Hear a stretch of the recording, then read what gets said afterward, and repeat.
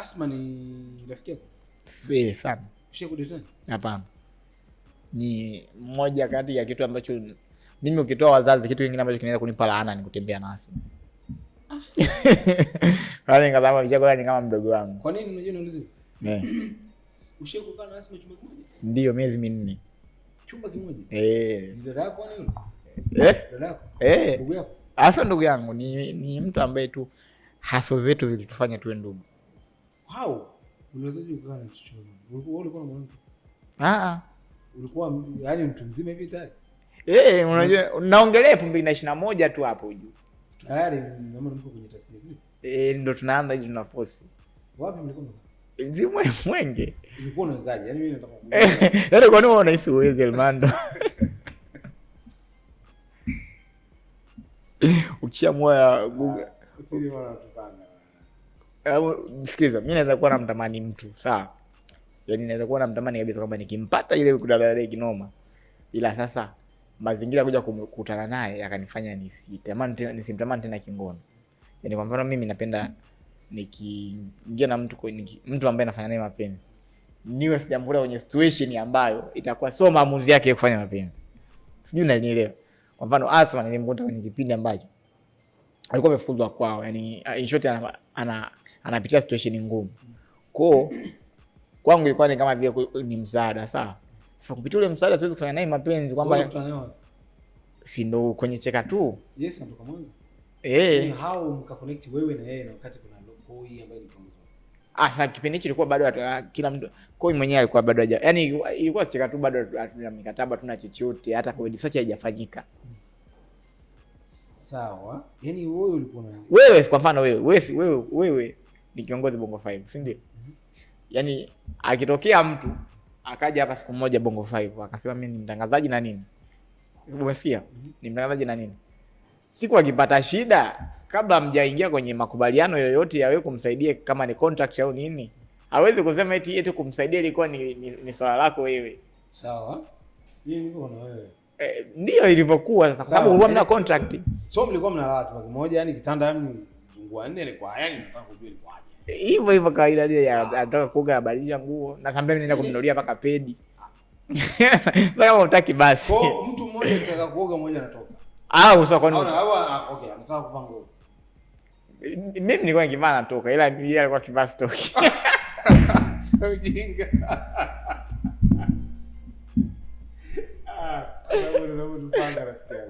Nakwambia ukweli Elmando. Sasa hii hata muulize yeye mwenyewe atakwambia ukweli. Kweli ndio. So yani okay, ilikuwaje? Hivyo kuna mtu kwa mfano anaweza kuwa ameingia kuoga, ametoka yuko pale anavaa, anambia nimekumbuka sina pedi, mimi natoka naenda kumpatia. Sawa, namwekea mpaka kwenye nguo. So hujawahi kupata feeling yote na? Hapana, yani kwanza mimi mtu ananiambia Asma anamsumbua, anacheka. Yaani mimi ndo sioni. Wala ite. Au labda ilikuwa bado yani haja. Amna, yani watu wengine. Mimi hata sasa hivi. Yaani sema na mimi naendaga kwake. Sema nitafutie nguo za kubadilisha. Yaani shida yako wewe, una shida wewe Elmando, una shida. Unajua shida. Wewe acha usela. Umekaa muda gani? Miezi 4. Miezi 4. Na swala la baby, swala la chakula baby. Unaona wewe? Wewe ndio ulikuwa umepanga ikaja kwako. Kwa nini usingemtafutia labda msichana mwanzake akakana msichana? Sasa mimi na chumba kimoja kunahitaji wasichana wawili. Mtafutie msichana mwingine yani umpeleke. Sasa nilikuwa sina hiyo connection pia. Kwa kumwambia njoo. Njoo tu mkibad boy. Fresh tu. Okay. Kwa mfano tena kuna kipindi kwa nafika kuna stage nakumbuka kwa tunakuwa wanaume wawili Asma peke yake. Kwa mimi na mwanangu Kazola na kujaga pale tunalala watatu. Alafu fresh. Sasa umuulize mwenyewe atakwambia hata kwenye comment hapo. Nani? Sasa yeye alikuwa na option, ila sasa sisi imani yetu ndio ilikuwa inampa faraja. Okay. Mazingira yanaisha kutokea magumu wakati nakaa naye. Ni hivyo labda tu kwa mfano ukikaa na mtu kama vile mdada lazima hakikishe anapata at least hata kwa uchache ile mahitaji yake. Sasa kuna muda unakuta mimi labda na buku. Alafu natakiwa na buku. Alafu natakiwa tule yote. Kwa hiyo mimi natoka naenda kumnunulia chakula. Alafu namletea na kumwambia nimeshakula. Serious? Kumbe mimi nimeamua tu mimi ni wa kiume naweza nikaenda situation. Nafikiri kipindi kile Asma alikuwa na tatizo kama la vidonda vya tumbo. Kwa hiyo alikuwa anataka kwanza ale yeye, alafu akishakula mimi ndo nitajua na force vipi. Sawa. Wewe hujawahi kupata hizo labda si na nini? Yeye nani? Yeye unajua kwa ile huduma unampa. Sasa yeye labda umuulize yeye. Siwezi kumsemea. Siwezi kumsemea sasa hapo. Ila mimi ninachojua tumekuwa hivyo kwa tukiheshimiana. Hiyo mwanangu ngumu. Utazoea. Huko ujije. Dacha dala. Bwana mimi kikweli nilisikiliza hiyo story yako na Asma. Uko unaona aingia kilini. Asha ni issue serious na watu wakimuuliza Koi Clay wale watakwambia issue hii. Hata Ndaro uliza mtu yeyote atakwambia. Okay, tuko mshoni kumalizia Saidi. Nataka kufahamu jambo moja. Kuna muda comedy ilikuwa kubwa sana. Ilikuwa hata na uwezo wa kushindana na matukio ya muziki. Nakumbuka kuna show ilikuwa ya Jomaster. Alikuwa anafanya show Jomaster, then Diamond alikuwa na show. Nakumbuka. Yeah, nakumbuka. Ilikuwa ni Cheka tu au ilikuwa Jomaster? Ilikuwa ni show ya Cheka tu, afu Diamond ana show leaders. Nani uwanja Kijitonyama hapo. Uwanja wa Posta. Watu walikuwa wanaamini Diamond atajaza. Lakini mwisho wa siku kila mtu kapata watu wake. Ile ndio ilionyesha ukubwa wa comedy. Yeah, sure. Nao imeshuka. Au unahisi bado na nguvu kama? Mimi nahisi haijashuka, ila ni kwa kuwa tujafanya matukio tu muda mrefu. Matokeo ambayo tutaanza sasa hivi tutatumia nguvu kubwa ya promotion tofauti na ile simu ambayo tulipokuwa. Kwa sababu wanasema Watanzania wana tabia ya kusahau. Yani ile kacha ambayo tulizoesha kila mwezi tunakutana, tukae tumeiondoa takriban miezi 6-7.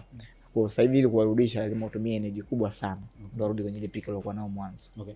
Diamond alihusika kuiua comedy? Kuiua comedy? Cheka tu. Hapana, hajawahi kufa mbona Cheka tu. Cheka tu mbona haijafa kwanza? Kufa ni nguvu. Cheka tu haijafa nguvu. Nguvu, kukosa nguvu inamaanisha kwa sababu usilikuwa Cheka tu mwanzo mkaja kugawanyika baada ya kupewa mikataba pale na Diamond kama kwa sign na kuwa chini yake. Mimi Cheka tu nimeingia nimekuta watu washaondoka wameenda kuanzisha watu baki. Kwa wewe ulienda uko tayari usha. Kwa mimi nilikuwa ni substitution ya kwamba kwa tuseme sasa unatoa kipotoshi unaingiza Saidi. Kwa baada wale kuondoka ndio nyinyi ndio sisi tukaja nikafanya comedy search ili wapate wachekeshaji wapi. Kwa nini Diamond hakuendelea kufanya kazi na Cheka tu? Wewe unavyojua labda sijajua kwa sababu Diamond ni swala Diamond na Koi. Sasa sijajua. Ila mimi ninachojua Diamond bado ana ushirikiano mzuri tu na wachekeshaji. Jana pia mimi nimekutana na Diamond leo. Jana kanipigia simu. Na mambo na wewe na uzuri kati na Diamond tena tuliwasiliana na wewe. Sawa. Yaani issue ni comedy mnazungumzia issue. Ni issue ya biashara, yaani hata nikiongelea biashara lengo nyingine lakini mimi na Diamond kilicho tulink ni comedy. Kwa comedy lazima ibaki pale pale. Okay, Said. Kwanza hivi Said ni wewe jina na jina la mzee au Said unamuonyesha kwa jina gani? Ni majina yangu kabisa. Jina la mzee Said. Mimi naitwa Said Ibrahim Said. Said Ibrahim Said. Kwa Said wewe umechukua jina la babu. Kwa Ibrahim kama so mchongo hapo katikati. Utoe jina la mzee kwa nini? Ili nipate jina ambalo imagine tungekuwa nasema kwenye show. Mabibi na mabwana anayepanda sasa hivi ni Said Ibrahim. Kwani mwenda Said. Vitu vinakuwa vimekaa. Karibu sana bwana. Shukrani sana. Mara ya kwanza tunakaa tunapiga story Said. Lakini pia nijue ni mara ya kwanza kuja Bongo 5, sio? Ni mara ya kwanza. Tumekuwa tukiojiana huko mitaani. So unaona tukae kidogo tuzungumze tufahamiane. Unajua? Ni watu maarufu bwana. Na influence na ushawishi yani manangu ni kwamba leo ni mchekeshaji. Niamini mimi kuna kijana huko mkoani pia anamwangalia Said anataka kuwa naye kama Said. Lakini ukijua story behind inawezekana ikampa nguvu zaidi. Kwa sababu watu wengi hawajui kwamba hata wewe umetoka mtaani huko. Anahisi wewe umezaliwa ni star. Wewe ni maarufu. Yaani kwamba ulizaliwa jukwani. Yaani ulizaliwa unajulikana. Elewa? Na hapa inaitwa before the fame. Kabla sisi kumfahamu Said nyuma huko kuna Said alikuwa anaitwa Said Ibrahim huko. Ndio watu walikuwa wanamfahamu. Pia tunataka tumfahamu. So karibu sana bwana. Shukrani sana. Vipi lakini? Kwenye upande wa uchekeshaji tumeanza mwaka mpya na watu wamekuzoea kwenye masuala ya uchekeshaji, unafanya matukio uchekeshaji, cheka tu na nini. Huu mwaka naona umeanza umepoa kwenye swala la comedy, na tulizoea kuna funga mwaka zile za comedy zile zifanyiki. Labda wewe ukiwa kama mchekeshaji, nini ambacho kinaendelea kwenye comedy? Ni comedy tasnia pekee ambayo watu wamezoea kuiona ikifanya matamasha yake kila mwezi. Ila ni muda sana hatujafanya matamasha. Mimi nakumbuka stage ya mwisho kuperform ni show yangu ile.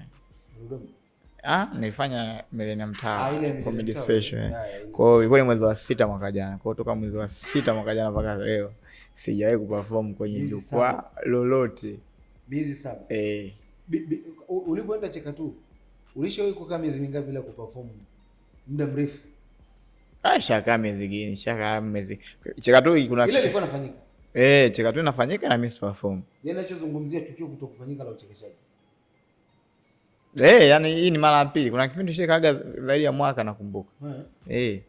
So kwa sababu sasa tujafanya show. Nadhani show ya mwisho ambayo at least kidogo watu wameongelea kuhusu stand up comedy ilikuwa ni ile ya Kipotoshi ya Kiela. Ile ya Kiela. Alifanya kitu kikubwa sana. Kwa ajili ya Christmas watu wa Kiela. Nadhani walienjoy. Asilimia 80 wachekeshaji wote walikuwa Kiela. Watu walienda kumpa support mimi aliniambia before, ila wakati ananiambia mimi tayari nilikuwa na plani za kusafiri. Nilikuwa naenda Mwanza sababu babangu mkubwa alikuwa anaumwa. Na show yake ilikuwa tarehe 26. Tarehe 26 mimi hiyo ndo natoka Mwanza narudi Dar. Kwa sababu mimi nilienda na gari yangu, nilikuwa na drive. Kwa hiyo nimefika mbele kidogo ya Manyoni, yani kabla sijafika Dodoma. Mgonjwa pia nilikuwa nimeenda kumwangalia Mwanza akawa amefariki. Kwa hiyo ikabidi mimi nifikishe gari Dar, nigeuze na ndege asubuhi Mwanza tena.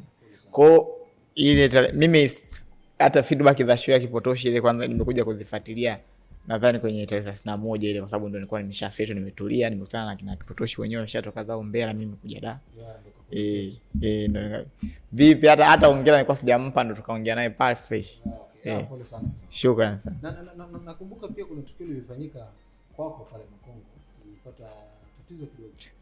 Ya mtoto wangu pia alifariki. Bwana pole mwanangu. Mwaka 2015 Uliisha yani kiukweli. Ulikuwa nini? Una historia nyingi ambazo ni memories za bad na zingine zilikuwa ni good hivyo.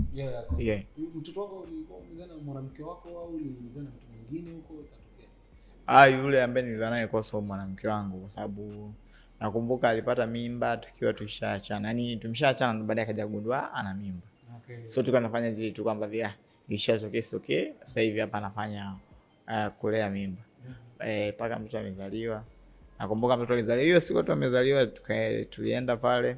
Nilikuwa na Ndaro Asma na mshikaji mmoja tu Vini. Baadaye baada ya kumuona tukawa tumerudi nyumbani.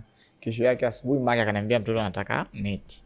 Nimemwagizia neti. Sasa kabla neti haijafika, kwa sababu mtoto alikuwa amelala, nikamwambia kiamka ndo uniambie nije nimuone nilete na neti. Sasa kabla sijafika ndo kama ametokea hiyo. Yaani ndio ilikuwa bado ndo na siku kadhaa manake. Yaani alizaliwa leo akafa kesho yake.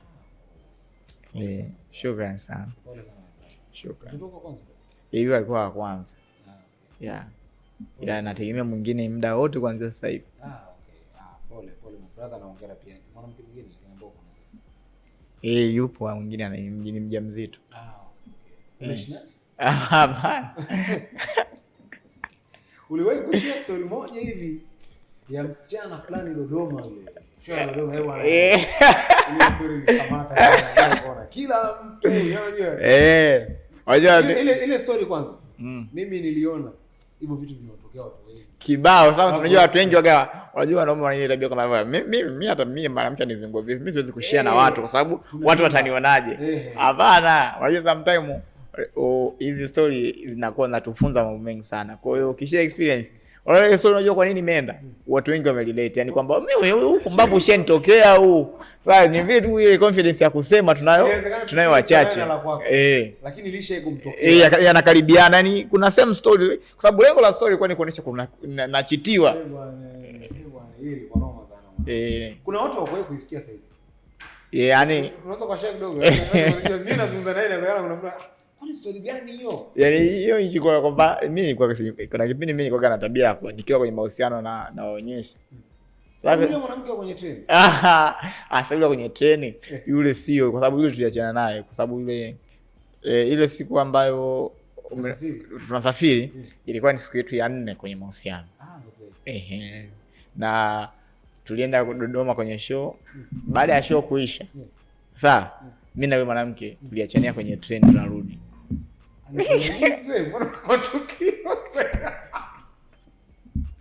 Yaani swala kutoka pale, kutoka ile wakati mnarudi manake mliachana wakati mnarudi. Kwa sababu kuna vitu tu ambavyo mimi ndio, yani of course yule mimi ndio nilimwacha. Na kwa sababu kuna vitu tu ambavyo alikuwa anaonyesha ambavyo nikaona kabisa hivi vitu sio nyama. Sisi tumeenda hotelini, tumeenda kwenye show, tumefikia hotelini. Hatujaenda vacation. Mimi nimeenda kufanya kazi. Lakini nikasema ngoja tu niende naye. Nende na baby wangu. Kwa hiyo tunakoenda maana yake tutakutana na familia yangu ambao mimi nafanya nao kazi. Sasa ili tuende sawa, lazima ufike kule connect na watu ambao utafanyaje? Utawakuta. Yaani kwa mfano kuna muda mimi sitakuwa na wewe kwa sababu niko kwenye kazi, kuna muda nitakuwa na wanangu, tuna set vitu vyetu. Wewe unatakiwa udeli, at least udeli na wanawake wenzako hapo kina Asma. Au uko chumbani. Kina Asma kina nani? Sasa yule kwanza alikuwa yani ninato yani anaonyesha kama vile amniambia chochote vipi bwanangu Said. Nikaona kabisa wewe hatuwezi tu. Sasa mimi ambao nasafiri na mimi wanajua mimi waga asubuhi ninachelewa kuamka. Yaani paka uje nigongee. Kwa hiyo tumelala hivi asubuhi watoto washaamka wako restaurant wanakunywa chai. Mimi ni chumba ambacho nilikuwa nalala kwa karibu na cha mama Mawigi. Mama Mawigi akaja kunigongea, Saidi amka chai. Nikamwambia sawa mama nakuja. Yeye akashuka chini. Bahati nzuri mimi ile chapchap nimeshajiandaa, nimemwagia maji, nimeshuka chini, nimewakuta pale, nimewasalimia wote. Kamwamkia mama pale. Kaenda zangu chukua zangu chai nikaa nakunywa. Sasa yeye siku ya kwanza hiyo, bado yuko juu. Anashuka chini wapo watu wote. Sheria inatakiwa hata wapi watu hata hai japo za mbalimbali. Yasalimii mtu jamani. Paka Mawigi. Nikaona basi stop. Nikajua leo bana siku ya kwanza amepitiwa. Ulikutana naye kwenye comedy lakini? Yes, hapana. Siku ya kwanza ikasema leo amepitiwa. Siku ya pili tena nikagundua uso mchongo kama. Mimi nimwambie lakini nilimchana nikategemea labda atajifunza. Kuna muda mimi nilitoka akaanza nilikuwa nimeenda tulikuwa Dodoma. Antoni Mavunde alikuwa na mashindano ya mpira wa miguu. Kwa mimi nilikutana na Antoni Mavunde asubuhi, nikamwambia basi nje ikifika saa 10 kwa kuwa leo sio siku ya show, saa 10 nimeanza sound check, nitakuja uwanjani kuangalia. Kwa nimeenda uwanjani. Na wale ndio wadau wenyewe. Eti ananipigia simu eti ananipokea kama ananiweza. Mpaka sasa hivi hujarudi kana. Hujanijua. Mimi kitu nilikuwa nimeshampunguza. Sasa nikasema tu sasa huwezi kumwacha mtu huko umemleta huko niongea nini. Kwa hiyo mimi nikasema ngoja nikifika da kila mtu afanye mambo yake. Kwa hiyo tulipokaribia da pale tukaachana. Kwa hiyo tumeshuka pale. Mchana au ilikuwa kimya tu kila mtu nilimchana ndio. Siku moja tena nakumbuka baada ya kuisha kwa mchana chama mimi ningeendelea na mbanga zangu. Siku moja nimeingia kwenye kiwanja fulani hivi Starehe mida ya saa 7 usiku hivi. Kwa sababu dada yake ni rafiki yangu. Kwa hiyo dada yake mimi dada yake anatabia kwamba akiwa anataka kutoka mtu wake wa kwanza kumcheki kabisa usala kutoka ni mimi. Kwa hiyo siku kanicheki nikamwambia mdogo wako hayupo? Mimi sitaki kukutana naye. Akaniambia hayupo. Nikaenda kumbe yupo. Aliponiona akataka kuniletea habari za mimi mpenzi wake. Nilimzingua sana. Ulimzingua? Mbele dada yake? Kwa sababu muda tunatoka, nakumbuka hata muda tunatoka akaingia kwenye gari yangu. Kwa kweli dada yake naye akapanda gari yangu. Nikasema haina shida, kwa nikamshia dada yake. Nilipomshia dada yake yeye akataka kubaki. Nikamwambia kwani hukumchana mwanzo kwamba nikweshamwambia sasa anang'ang'ania. Nikamwambia shuka, akadhania anatania shuka. Nikatoa loki, nikafungua mlango wangu, kaja mlango wake nikamshusha. Alafu nikauloki mlango wake, nikaja kwangu wale. Nilimwacha amesimama pale kwa mbele kama saa 9 usiku. Ndio. Yaani mbona kama issue ilikuwa ni ndogo sana. Hapana, yani unajua mimi unajua kwa mfano mimi cheka tu sawa. Ni familia yangu ambayo yani kama uheshimu cheka tu yani mimi siwezi kuheshimu. Sasa mama Wigi rafiki yangu. Hapo kile mnaenda Dodoma mlikuwa mmekaa naye kabisa. Mmekaa mama Wigi wewe na yeye hapo. Kama mko karibu vile. Sasa unajua sisi toka tunapambana yani toka kipindi kile cha comedy search. Sisi maisha ambayo tumeshazoea ni ya familia. Yes, family. Ndio maana mimi mpenzi wangu mimi naweza kutaka rafiki yake Asma mpe. Hivyo. Sasa ukitaka wewe tu kwamba uletee tu wewe ni sai. Kwanza kwa nini wewe mashemeji zako wanakuwa marafiki zako sana? Kwa sababu hata ile story yule msichana kukuchiti huko Dodoma ulisema vile vile. Dada yake alikuwa dada yake alikuwa rafiki yake. Yaani unajua mimi ni mtu ambaye ni mcheshi. Yaani mimi kwa mfano mimi wewe si mwanangu Elmando. Mimi nikusana na mwanao. Yaani nitamtembelea kitu kama ninavyo kama wewe. Sawa kama Rojo unaona kama mboi vile. Sababu kwa sababu kuna muda saa wewe hauko na mimi. Yes. Ile familia yako ndio ina save vipengele vyako. Sasa mimi nikidharau familia yako ile inakuwa sio kweli. Yaani umemdharau na mwanao. Inakuwa sio kweli. Sababu wewe kuna vitu kibao ambavyo ni vya siri vya aibu mimi sivijui wale wanavijua. Kabisa. Sasa mimi nataka kujua ile story unasalitiwa na msichana. Sasa hiyo mimi Dodoma. Sijui kwa nini matukio yangu yananikutia Dodoma mimi. Ile story mimi hiyo bana nimetoka na baby Dodoma hapo nimeshaenda kwenye show. Wamenipa advance. Kwa show yako ile special? Kwa show ya mtu. Show ya mtu sasa ameniambia alafu sema kwenye hiyo show mimi ndo nilikuwa main. Kwa jamaa amenipa show nikasema fresh. Kamchukua bebe tukaenda paka Dodoma. Nimefika Dodoma, ilikuwa nimefika leo show ni kesho kutwa. Fika Dodoma pale tumekaa. Kesho yake mimi nisikusafiri na nguo. Kwa afu Dodoma pia nikakuta kuna hali fulani kwa ni upepo sana na kaubaridi. Kwa sasa jioni. Jioni kuanzia mida ya saa 1 hivi. Saa 1 kasoro saa 1. Nikasema hapa cha msingi ngoja nitafute duka. Hata mimi mwenyewe nikiwa na kusema kama Dodoma, Arusha, siwezi kwenda na nguo Mwanza. Huko Songea ndio nenda na nguo. Kwa sababu unajua kuna maduka mengi. Ukienda kwa mfano sasa nikasema ngoja nikatafute nguo ambazo pia hata nipate track hizi kwa ajili ya baridi kwa sababu baridi shakubana. Baridi yale nini? Sasa duka ambalo nilikuwa nataka nimesema niende ni la mwanangu.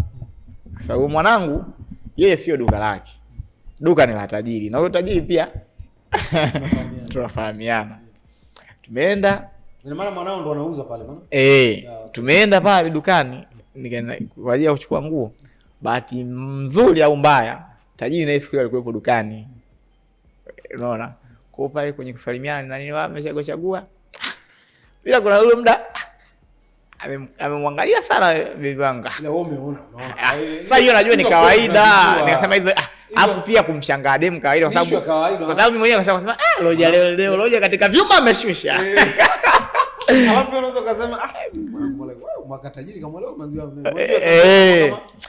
unajifeel. Sasa nika sitaki kudili nao hilo swala sana. Tukamaliza shopping yetu pale nimeenda kulipia. Wakati nimelipia naenda kulipia tajiri akasema wewe kuna hii t-shirt pia naomba nimpe zawadi shemeji. Kwa sababu wewe umeshanunua za kwako maana yake. Na yeye nilikuwa nimemnunulia pia. Ila ile t-shirt kama bonus zawadi.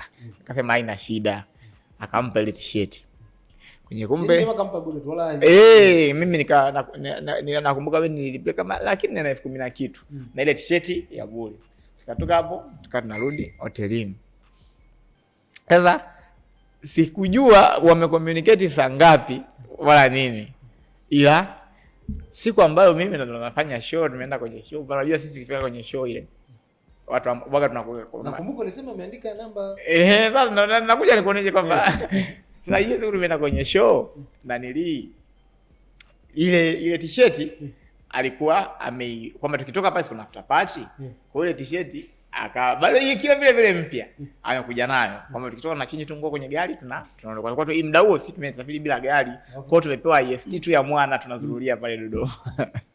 Kwa kuna nguo zetu ambazo tumesema tukitoka kwenye show tunavaa tunaingia kwenye after party. Sasa pale wakati tunaingia kwenye show kiti chake kabisa najua kicho sababu nilipoenda kufanya sound check niuliza kiti chake kiko wapi kipo mbele. Na jamaa sasa kiti cha mpenzi wangu. Kiti chake kilikuwa kipo mbele wameshamwekea kwamba yeye atakuja akae hapa. Kwa pale wakati tulifika kwenye show kwa tunaagana hapo tunapigana makisi nini kwa ajili ya mimi niende backstage. Akaniambia ina shida, naingia ndani. Sasa kafika hadi mdango wa kuperform.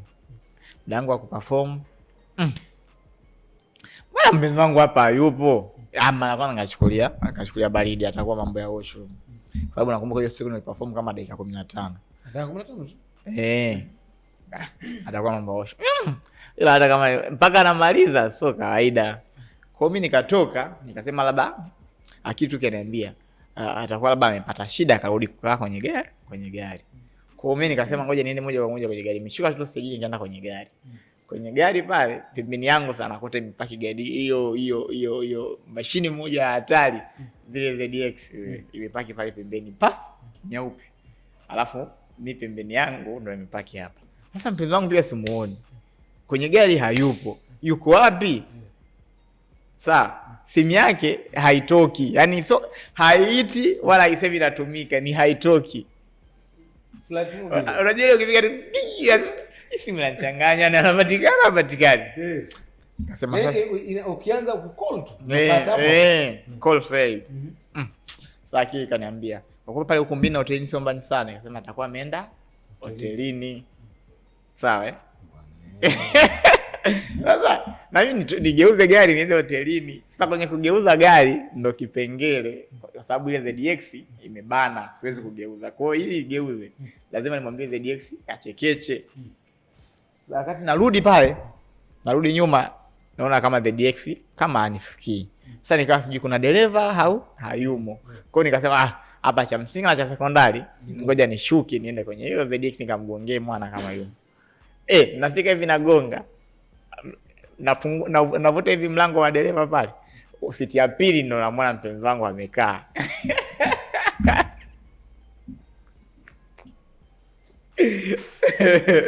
Wasikia bwana Elmando. Kwanza nikasema nianze ni panic, nikasema Kenya hapa nimetoka kufanya show watu wamejaa, kwa hiyo panic mimi ndo nitakuwa nafanyaje, najichoresha. Kuja kufanya nikamwambia tu nataka kugeuza nichekeche. Akati nageuza hivi ndio wangu naye akashuka akawa kwa je gari naye kaniona. Kwa hiyo akati nachekeche nani jamaa mimi sikumwambia yani kwa sababu kwa kwenye eneo la watu jamaa alikuona anachomaanisha sasa mimi ndo nilienda kumwambia achekeche gari ili nitoe. Kwa akaniona, kwa akachekecha gari. Mimi nikageuza, wakati nageuza hivi mpenzi wangu alikuwa ameshashuka, akaingia kwenye gari tukaondoka. Sijamuuliza kitu. Yaani katoka kwenye gari la mwana, akaingia kwenye gari yangu tena. Akakwambia nini? Yaani mimi sikumuuliza tena kwa sababu pia si ndio kwenye eneo la watu, nasema ngoja nifike hotelini. Cha kwanza mimi nilichofanya kwamba ile mchongo wa after party kwanza nikaua. Kama after party hamna after party wala ni. Unasikia bwana Elmando? Kwa hiyo tukaenda mpaka hotelini. Fika hotelini mimi sikumuuliza kitu. Nikaja siku ambayo unashusha sasa zile nguo zake na zangu kwenye gari ili akapanga kwenye begi kwa ajili ya kurudi da. Ndio nikakutana ile t-shirt. Then kwenye from nowhere tu nikaona zile namba zimechorwa kwenye kola. Yaani wewe wakati unarudi nyumbani. Yaani hiyo mchongo wake jana wake tisharudi nyumbani. Kesho yake sasa wakati na kwamba na ndio mko kwako? Tuko hotelini bado hajarudi da. Kwamba nashusha nguo kwenye ile IST ya mwana ambao tunatumia. Tuweke nguo kwenye mabegi zipange kwa ajili ya kurudi da. Ndio naona ile t-shirt, alafu kumbe ndio naona zile namba kwenye kola. Aliva. Akuivaa. Sasa ina maana yeye alichunguza maana kama kuichunguza maana kuna sign alipewa wakati anapewa t-shirt. Yaani kutoka ule ndo malaya wa design ya kwanza nimekuja kuona wa t-shirt kuandika namba. Mimi nakujambia Elmando. Unaona? Kwa nilipoona zile namba nikamcheki jamaa wa dukani. Mimi mwanao sasa ile aneuza kwa sababu tajiri mimi najuana naye ila namba yake waga sina. Kaambia wewe shwari. Kaniambia umeshaondoka, nikamwambia bado nipo. Tumia namba ya tajiri, kuna mission mpange. Hivi alivyo lengo mimi nimemwomba namba ili nifananishe na ile. Ananitumia namba ya tajiri. Ndio ile. Kwa nikasema ile inawezekana ndio tukio lako baya zaidi kwa kulitokea. Sasa achana na hilo, mimi nishafumania mara 3 siku moja. Mimi sawa, matukio si vitu vyangu. Haiwezekani bwana. Akia Mungu tena. Unasikia? Kwa nilivyojua nikajua mchongo ulianzia pale. Sasa sikiliza, yeye mimi sikamkaushia sikumuuliza chochote. Yeye ndo akaenda kujishtakia kwa dada yake. Kwamba amenifuma. Afu paka sasa hivi hajaniambia chochote nini. Dada yake mimi akanicheki akaniambia, mimi mbona sijamfumania bwana? Akaniambia nasema wewe ulikuumiza lakini siku. Sasa mlienda kulala vipi hotelini? Sasa lazima tulale, mmemleta mtoto wa watu kwa watu. Lazima na ukuzungumza chochote. Story gani ambayo ulimuuliza ya kwanza wewe yani mlizungumza wewe hata kama sio ile tukio hujamkumbushia? Mimi nakumbuka usiku mzima yani sikuongea naye zaidi ya kumwomba power bank tu. Sababu power bank alikuwa nayo Nikamwambia naomba power bank, akanipa power bank, sikuongea naye kingine chochote. Bwana, na ulikuwa na muda gani kwenye mahusiano? Tulikuwa kama tuna miezi 4. Unaona sasa? Anasikia bwana. Kwa hiyo akaenda kujistakia kwa dada yake. Dada yake mimi akanicheki mimi. Nikaa namwambia kwa mzingo wewe, mimi sijamfumania. Hivyo kwanza mimi ninachojua mwanamke wangu hawezi kucheat na mtani. Sasa akabidi aanze kuongea mimi kwa serious. Akaniambia hamna. Sasa mimi kuna jamaa mmoja nilikuwa nimemshirikisha issue iliyotokea. Akasema usimuulize. Yaani unaona sasa hivi ambavyo umuulize ndio unavyozidi kumtesa. Sasa kwenye hela mimi silikuwa na walimalizia tena hela yangu wale watu wa Dodoma. Nikaenda nataka kumnunulia zawadi za ilikuwa ni 900,000. Wewe Mr. Boy. Mr. Boy. Kwa nini ulifanya vile? Nilikuwa nataka tu ajisikie vibaya. Yaani unajua sometimes tushapitia nyakati nyingi za ugomvi. Tunasolve zile kwamba kama mbwai sasa nikasema sasa hivi subiri. Sikuulizi chochote. Alafu naendelea kukuenda kama una kosa.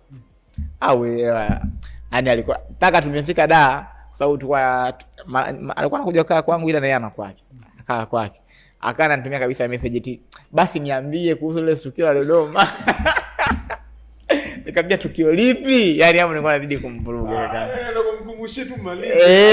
Yaani at least apate ile aanzie pa kujitetea. Bwana iko vile nilimsalimia sio angesemaje. Kwa nini wewe ukutaka kumpa nafasi? Kwa sababu kila kitu nimeshaona. Sasa najua tu mwanamke bana ana mbinu nyingi za kutoa mchezoni. Wewe alishawahi kufanyia matukio before hilo?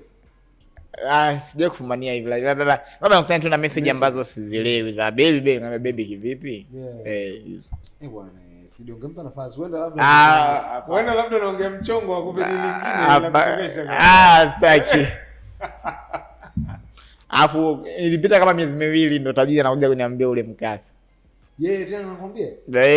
Unajua wanaume mimi unajua ile mando wewe atakutemea na demu wangu. Sasa nitakumind ila kuna muda ukipika tuachana na hizo mbanga. Anakwambiaje sasa? Kwamba kwani ile siku ile ilikuwaje? Jamaa Kania mzazi yule mjinga. Kwa hiyo ndio hivyo. Ukamwambiaje?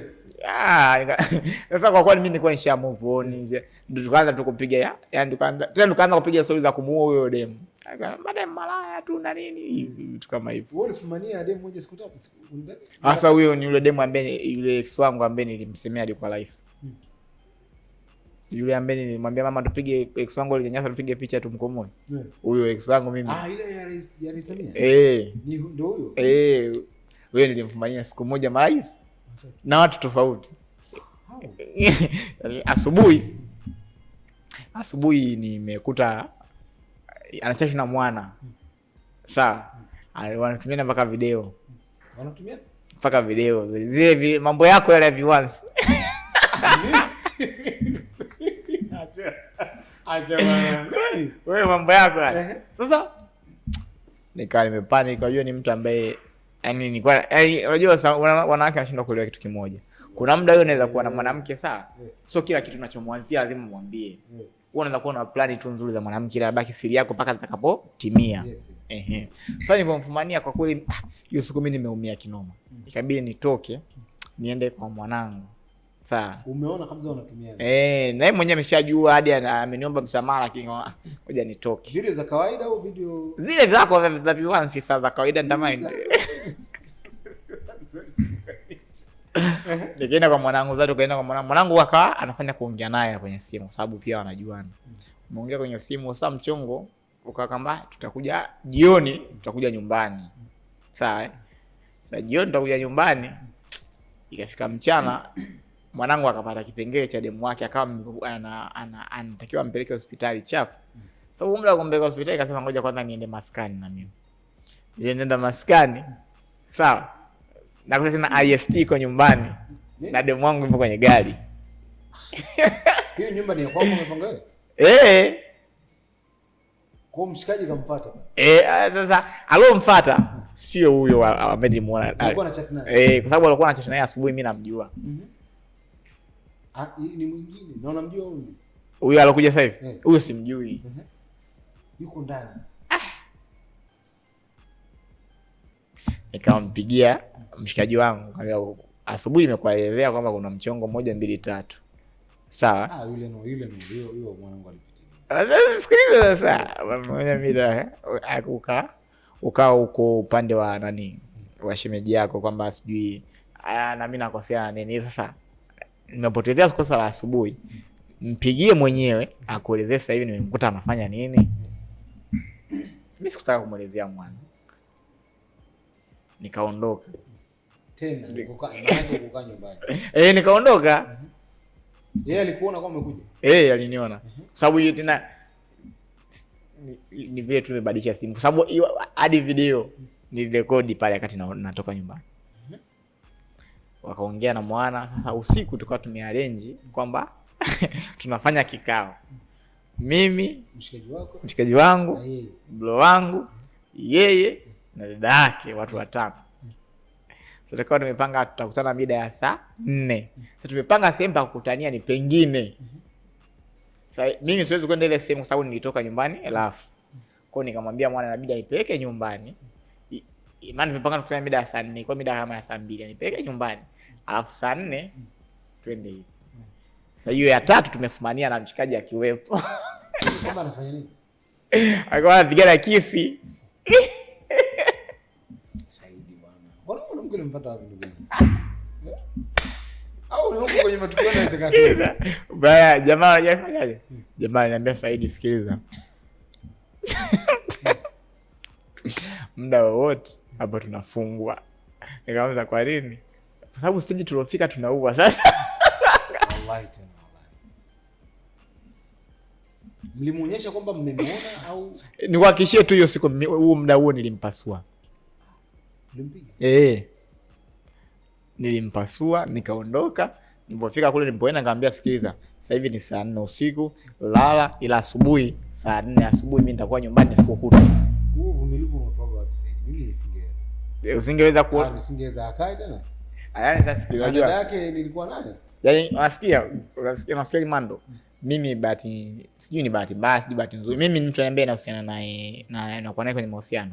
Familia yake mimi nakuwa nayo karibu. Sawa Kwa hiyo kuna vitu waga hata kama mtu akikosea najitahidi kuweka ule utu kwa niaba ya familia kwamba sije katokea eti umemfukuza saa 4 za usiku akienda kupata tatizo familia inakuona wewe ndio mtu wa ajabu. Kwa hiyo ile picha ya mama kumwambia nipige picha nimkomoe ex wangu. Alikuwa ni huyo mpumbavu. Ilikuwa ni sahihi, ni kweli. Na kutoka kwa chanaye au ilikuwa ni nini? Ilikuwa ni mda. Kwa nini yeye alikuuma zaidi na wakati ulishaachana wasichana kadhaa? Sasa niliona kama ananifanyia makusudi, yani siwezi nikaongea kitu kimoja nimekuwa asubuhi kirudi na hilo kosa, mchana hilo kosa, usiku hilo kosa. Inakuwa si unajua wanasema kuchiti waga inatokea sababu ila ndo mara 3 kwa siku moja haiwezekani. Saidi, tukiachana na hiyo issue kwanza tuje kwenye issue mama wazao umenikumbusha. Watu wengi waliamini ile picha ya rais na ile nafasi aliyokupa ya kuongea naye, kupiga naye picha ilikubadilisha vitu vingi. Ni kweli. Kama maisha ni kweli. Hebu tunataka tujue nini ambacho kilibadilika kwenye maisha yako baada ya ile picha na rais. Cha kwanza kilibadilika ni hata status ya like red card ikabadilika. Kwa sababu kumbuka baada hiyo mimi watu walikuwa wananijua kama mchekeshaji, ila baada ya hiyo show walinijua watu wengi sana hata ambao wafuatilia comedy. Kwa hiyo Saidi kafanya nini mtu akiangalia kwamba kumbe alikuwa mchekeshaji, alifanya 1 2 3 kwenye hii show ya Mheshimiwa Rais. Kwa hiyo vitu vingi vilibadilika. Nakumbuka baada ya show tena nikaja nikafanya show ya pili ya Mheshimiwa Rais. Na yenyewe pia ikanibadilishia vitu vingi. Nakumbuka ndio ilipelekea mimi nikafanya show yangu mwenyewe ya kwanza. Na ndio hicho kipindi ambacho mimi akaunti yangu iliingiza hela ambayo haijawahi kuingiza toka nizaliwe. Siwezi kusema ni shilingi ngapi, ila ndio iliingia ya kwanza kupitia mfumo ule wa Mheshimiwa Rais. Okay. Yeah. Saidi, umeshawahi kutrend before kama ulivyo trend baada ya kupiga picha na rais? Hapana, sijawahi. Nini ambacho wewe ulikuwa unakiwaza baada ya kuona una trend? Unajua kuna ile kuvimba ile. Watu wanasemaga. Mimi uzuri wewe Mando umekaa na mimi. Kwanza mimi tumekutana kesho yake. Sipale kwa yani watu walitegemea Saidi hapa je atumuone tena. Nikakafia. Kesho yake mchana tulipo kwa wanangu. Tukakutana pale nakumbuka. Mimi nikwambia, unajua mimi bana, mimi katika kitu ambacho siwezi ni maisha ya kuvimba, kujikoeza. Kwa sababu mimi ninachojua sisi kabla ya kuwa Chekatu walikuwepo watu wengine ambao wengine sasa hivi sijui wako wapi. So haina haja ya kuvimba kwa sababu mimi mwenyewe najua siku nitaondoka Chekatu. Atakuja mtu kuchukua nafasi kama silivyochukua nafasi za watu. Sasa ili watu waone kwamba kwa hii stage uliofika at least hata unastahili kusaidiwa, unastahili 1 2 3.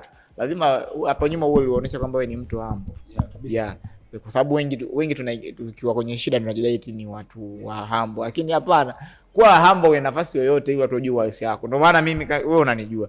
Mimi huo na shida gani? Hata ukifiwa mimi nakutana na kutania au mimi napenda kutania watu hivyo mimi sina heshima ya uongo eti yule pale brother unajua you know. Hapana. Chapa wewe tania ila jua uhalisia. Kama anakukubali kwenye uhalisia wako anakukubali. Kama ila maisha kwa sababu maisha ya kuigiza kuna siku script zinakataa unakuja kuonekana mtu wa ajabu. Unakumba snitch huyo. Sawa. Wakati umefanya show ya kwanza ya rais ile ya pale tuzo za uchekeshaji, ulikuja kupata show nyingine ya rais tena siku zilikuwa hazijapishana sana. Hii ilikuwa mwezi wa 2 wa 5. Si wa 5 wa 5 ya pili watu walikutukana sana. Sure. Ya pili ulitukanwa sana zaidi. Sure. Navimba. Najisikia umeanza kumzoea Mheshimiwa Rais. Una adabu. Sasa kwani kafanya nini? Warao, dogo ongea umepitiliza.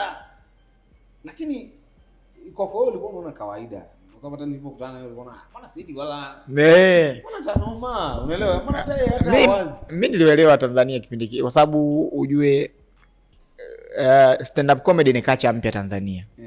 Watu wengi kuhusu swala la show za comedy watu washazoea. Ila kuhusu roasting za kuwa roast viongozi na watu maarufu ni mpya Tanzania. Na mimi ndo mchekeshaji ambaye wa kwanza kufanya hizo. Kwa hiyo ni lazima tu nitukanwe ili jionekane kawaida kwa watakuja kufanya. Unajua mtu wa kwanza sote waga anajisacrifice. Kwa mimi niliwaelewa. Na unajua wapa vijana confidence. Hata na mimi hata siku nikifa msisahau mimi ndo nimewapa uhuru wa kutania viongozi. Na wale wageukie vijana. Siku nikifa natakiwa mlie kwa mambo mawili. Cha kwanza nimekufa. Cha pili ameondoka mtu ambaye amewapa uhuru wa kutania viongozi. Sasa rais sio viongozi. Mheshimiwa Rais, kwa sababu Mheshimiwa Rais top kabisa. Kwa hiyo kama mimi kama mtu aje kuona kitu kama kile lazima ashtuke. Huyu jamaa unamchukuliaje rais?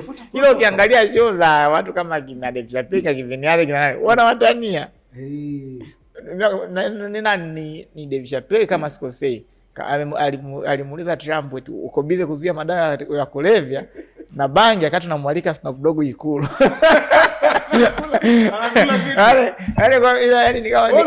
Ila ungesema hapa Bongo, Mungu wangu. Yaani walikuwa na deal. Kwani hamna wakubwa? Matusi protocol. Yaani mimi sikiliza. Kwanza unaweza ukaniambia mimi protocol je kwa hata monitor. Mimi nimeshakuwa kiongozi wa ngazi mbalimbali. Nimekuwa mwenyekiti wa VCCM, nimekuwa katibu wa VCCM, mimi nimegombea udiwani, mimi nimekuwa mjumbe sijui hizo kamati za BAKWATA. Unakuja kuniambia protocol sasa hivi eti. Wewe nini ambacho ulikuwa unaanza kusema? Kwa nini unataka kuongea chochote? Yaani unajua sasa ulikuwa unasubiri muuni anaongea nini? Mimi kwa sababu sikutaka. Mimi mara kwanza unajua kuna muda uliniataki, afu uliniataki walikuwa ni mabrother fulani wana nguvu pia kwenye media. Nikawa au ni kweli? Au nimekosea kweli? Kwa hiyo nikawa naogopa. Sasa mimi kitu kilichokuja kunipa confidence mpaka nikaona niko sawa, alinipigia simu Dr. Tulia, speaker wa bunge mstaafu. Akaniambia mimi waga ananitaga sana. Akaniambia Sani vipi? Nikamwambia poa mama, shikamoo mama. Akaniambia pole naona akaniambia pole naona watu wamekuandama. Nikamwambia wewe aje mama yangu. Kama nimekosea naomba tu nisamee. Akasema Serikali haiko mtandaoni kwa sababu hata mtu mwenyewe ambaye wanasema umemkosea yeye yuko sawa kabisa. Yaani na hajaona kosa lolote. Nikasema leo kazi ipo. Kwa kila ambaye alikuwa akiandika kuhusu kumkosoa rais nasema babaki inanijia sauti ya Dr. Solia. Wewe achana, serikali haiko mtandaoni. Ile ilikuwa in short, baada ya hapo nikaanza kupokea simu. Wewe okay, simu za huko Ikulu kupokea kabisa. Nilipokea, zilikuwa simu za kunipa moyo kwamba kwa sababu mablaza waliongea mpaka serikali yenyewe ikaona huyu mtoto atamtoa mchezoni. Sasa ikabidi serikali ianze kunikea. Ikabidi watu waanze kunikea na wanipigia. Na alinipigia Miladi kanipigia simu tumeongea kama dakika 10. Yale walipigia watu wengi, watu kibao sana, ni mablaza. Mpaka Konde Boy kanipigia simu. Ulikuwa na wasiwasi? Sasa mara kwanza nilikuwa na wasiwasi. Sawa. Sababu alianza kwani uliongea nini? Kwa sababu alianza kunipa wasiwasi ni ndao mwenyewe aliogopa kaniambia wewe mwanangu mfuto post Insta. Kwa sababu nilikuwa nimepost zile picha za rais. Nifuteje? Hata kwa nini ufute yani? Yaani hapa alikuwa anasema labda nikifuta watu watakuwa hawana cha kuongelea tena. Kumbe watu washa screenshot nikamwambia mimi baada ya ile simu kunipa ndio nikaibu. Kwa sababu mimi mara kwanza confidence yangu kama kweli nimekosea. Mara kwanza. Kwa sababu huko Baba Levo alikuwa anatokea pembeni. Ukija hapa katikati yuko Sky anashambulia. Unasikia hapa katikati yuko Sky. Yuko Sky anapiga hapo. Ukija huko nyuma zao walikuwepo baadhi ya wachekeshaji yani wameweka safu ya ulinzi. Wachekeshaji wengine walikuwa wananishambulia. Na wajua mpaka leo. Mtoto amepitiliza. Baada ya hapo vitu vikaenda sawa na nini. Ile ilikuwa noma mzee. Sijui kama kuna mchezaji kuikamata nchi kama vile. Wewe acha ndugu yangu. Labda kwenye watu ambao walikuwa wanafanya kazi kama Madini vile ya kwanza kuyuka. Hapana. Watu kwa nini uliweka ile picha bango? Ilikuwa nipo kwenye harakati za kwenda kumkomoa X. Kwa sababu X kwanza alikuwa haoni future kwenye uchekeshaji wangu. Kwani yeye anaumia nini wewe kupiga picha na rais? Nani X? Ajue tu yeye ndo alikuwa mkosi. Wenda ningepiga picha na rais zamani, lakini kwa kuwa nilikuwa naye kwenye mahusiano nikawa siwezi. Tulivyoachana tu nyota yangu ikang'aa. Okay. Umeshawahi kuitwa kwenda kuchekesha tena kwenye issue ya corporate bali ni issue? Nimeshafanya sana. Nimefanya. Kwa sababu mimi show ya mwisho nimefanya mwezi wa 5 mheshimiwa rais, sawa? Kwa hapo baada hapo kulikuwa kuna miezi 3 tu. Tulikuwa na mwezi wa 6, wa 7 na wa 8. Ndio ilikuwa mwisho. Baada ya hapo kulikuwa kuna watu wanaingia kwenye kampeni. Na kama unakumbuka hicho kipindi Baba Levo aliandika sijui special tena mheshimiwa rais. Ila mkutano mkuu uliofuata nikaitwa ikatrend na picha yangu kwamba mheshimiwa rais amuita tena Dodoma. Uliiona ile? Kwa nini ulikuwa unabishana sana na hamna, yani unajua kuanzia hapo. Ni mitazamo tu mitofauti ilikuwa. Sababu yeye Baba Levo alikuwa anasema tunafanya show bar. Mimi nikasema hapana, sio show. This is comedy club. Kwa hiyo tulikuwa tunapishana uelewa na mitazamo. Ila mwisho wa siku alipokuja kuelewa kila mtu akaona hii ni sahihi, ndio bana tukapatana tukawa tena brothers. Imeshaisha lakini. Sasa mheshimiwa mbunge si mwanangu kabisa. Mheshimiwa kabisa na anapeleka Kigoma. Sawa, sasa hii podcast yetu inaitwa Before the Fame. Nimejaribu kuzungumza kidogo lakini nataka nikurudishe nyuma kidogo zaidi. Mimi najua imetokana na Wasafi Comedy Search. Chekatu Comedy Search ambayo ilikuwa inaonyesha Wasafi. Chekatu Comedy Search ilikuwa Wasafi. Ndio. Ulikuwa unasoma town au? Nilikuwa nasoma. Ni hapa hapa Mwanza. Wewe Mwanza? Mimi nimesoma darasa moja la Joe Master. Form 1 mpaka form 4. Okay. Sasa wakati tuna ile kuchagua shule za form 5 na 6, tunaambiana Joe Master. Hapa tufanye tunachofanya. Cha msingi twende Dar. Jaza sana. Nao kabisa. Jaza sana shule za Dar, Tambaza. Sijui Makongo. Sijui nini. Shule kibao za Dar. Subiria matokeo eti Joe Master akachaguliwa kwenda Dar, mimi wameniambia nibaki Mwanza. Sasa tukaanza kachaguliwa wapi? Tambaza. Ndio ile anasema ipata zero. Hapo alikuwa na akili yule kabisa ile. Ila kukengeuka. Joe Master. Ila dada inaharibu sana. Kwa hiyo Joe Master akasema wewe mwanangu mimi dai imetiki. Ngambia mimi nimegoma. Kwa hiyo tulikuwa tunashauriana mpaka tumeshapanga mipango kwamba tukifika tunapanga na nini. Sasa Jomasa akajiandaa. Jomasa alikuwa na tabia kuandaa tu, yani kuchekesha pale shuleni kutoka kitambo. Mimi nilikuwa najidai. Hayakuwa mambo yako kabisa. Sasa mimi nilikuwa ndoto zangu niwe kiongozi, kwa hiyo mimi wewe ndoto yako ilikuwa kuwa kiongozi. Ndio maana ukawa na UCC. Kwa shuleni mimi nilikuwa kama Mugulu Nchemba fulani hivi yani.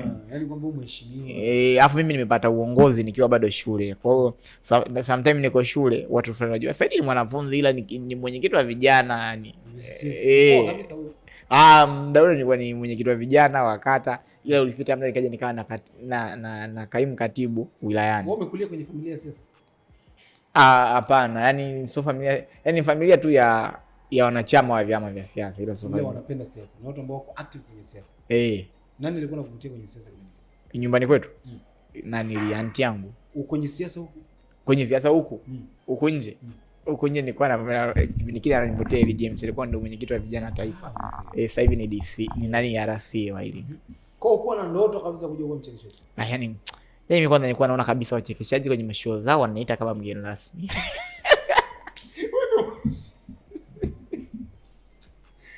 Kumbe Mungu anakupa unachostahili mwanangu wewe. Kumbe Mungu akaona hizi ndoto za udogo zinachekesha, ngoja achekeshe. Kwa wakati Jomasa anajipanga, mwambie wewe hangaika wewe. Ila mimi shuleni kwa sababu mimi kwanza niko muda wote nakuta suruali yangu imekula na upanga. Naona viatu vyangu hivi ndio kana hata shuleni hivi. Mimi nimesoma shule ilikuwa navaa suruali nyeusi, shati jeupe, tai nyeusi. Kwa hiyo vitu vyangu kabisa yani wanakuta tai yangu muda wote iko proper. Naangalia vijana ambao wanaanza uchekeshaji naona mbona dogo ana future huyu. Ila baadaye ladies and gentlemen, show your love for us.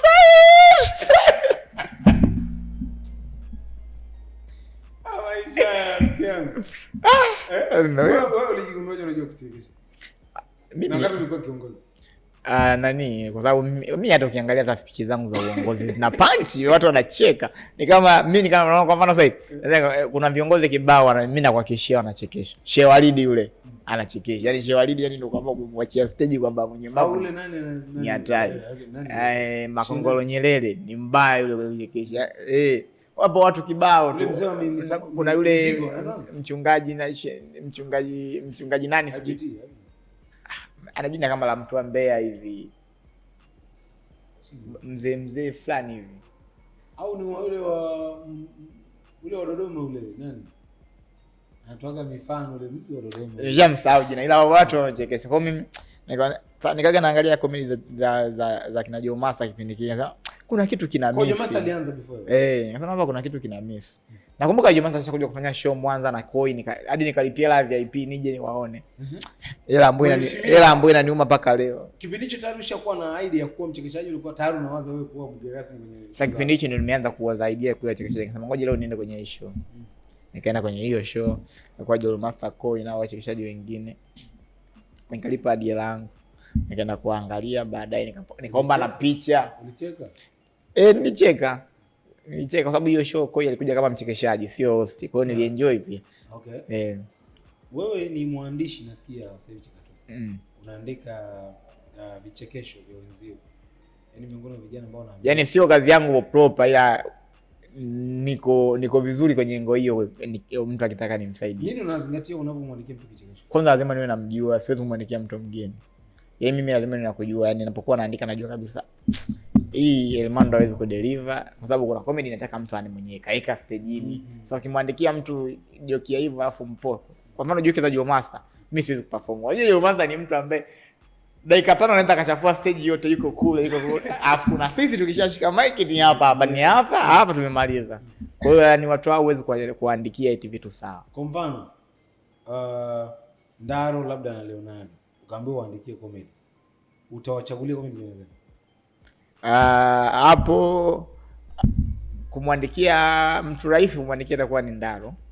Kwa sababu Ndaro yani anaongea vitu vya kawaida ila kuna namna anaviweka hivi vinachekesha. Ila Leonardo lazima uwaze kwa sababu Leonardo vitu vyake lazima viwe nondo sana. Kwa yani ni wale watu ambao wanafanya comedy hip hop. Comedy hip hop ni ipi ambayo mtu haifahamu? Yani ni ile yani anatumia maneno magumu mpaka utafakari ndio uelewe. Leonardo. Okay. Yaani ukimsikiliza Leonardo kwa akili haraka haraka unaona kama vile anaongea nini, unakuja kucheka baadaye. Okay, nimefurahi mwana kusikia hivyo. Now comedian imeshakuwa content creator au kuwa content creator unaweza kuwa comedian. Kuna tofauti kwa content creator. Content creator hawezi kuwa comedian, ila comedian anaweza kuwa content creator. Kwa nini wengi sasa wameegemea kwenye upande wa create content badala ya kufanya kazi yao ambayo ni watu? Ni watu tu watu wanaamua kuswitch. Ni watu wanaamua kuswitch tu, yani kila mtu anatafuta urahisi wa kufanya kwake uko wapi. Kwa mtu akiona kwenye content mimi nakuwa na urahisi wa kufanya na watu wanapokea, anaamua kufanya. Kwa nini wewe utengeneza? Mimi mara chache sana kufanya hivyo kwa sababu mimi naamini sana stand up comedy. Yani mimi sitaki kuwa msanii wa kila kitu eti naigiza, nachekesha, natengeneza content, na shoot clip. Sasa naamini tu siwezi nikafanya vitu vyote hivyo nikawa, yani ni lazima uwe bora kwenye kitu kimoja. Kwa mfano, naweza nikakwambia kabisa au watu ambao walikuwa wanafanya stand up wakahamia kwenye kushoot video clip. Sasa hivi stage sio bora. Utacheka kwa kuwa unamjua. Kweli? Utacheka kwa kuwa unamjua, ila hawezi kukupa yale material ukaona kabisa huyu mjinga anachapa stand up. Lazima kuna kitu kinimiss kwa sababu video clip hizi zinataka muda. Ukishapunguza muda kule kwenye stand up, maana yake unatoa ile muda wako wa stand up na uleta huko. Kwa hiyo ni lazima tu performance itapungua. Wewe unataka kuendelea kuwa bora. Ndio. Bado na wazo la kuja kuwa kiongozi? Kwa baadaye.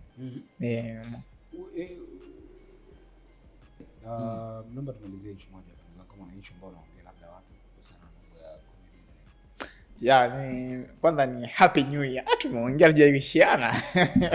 Ndio muda mrefu sana bwana. Kwa mimi niwashukuru mashabiki zetu ambao wamekuwa wakitufuatilia na kutusupport muda wote. Hawa ndio watu wetu wa nguvu sana. Tunawapenda, tunawatakia heri ya mwaka mpya na kila kitu. Mungu aendelee kutukutanisha sehemu nyingi na nyingi. Cha kuambia tu shows zinaanza, shows zinakuja, kila kitu kitakuwa kama kilivyokuwa mwanzo. Stay tuned. Hii ni Before the Fame na tulikuwa na mwanetu Said. Tumezungumza vitu vingi sana, naamini vitu vingi ambao ulikuwa umefahamu kuhusu Said. Hatuwezi cha mwisho kabisa nilikuwa watu ambao wanatakiwa kukifahamu, Steve Mouse ni kichaa kweli. Tuishie hapo. Sawa na Said katuachia na kitu. Au sio? Dimension.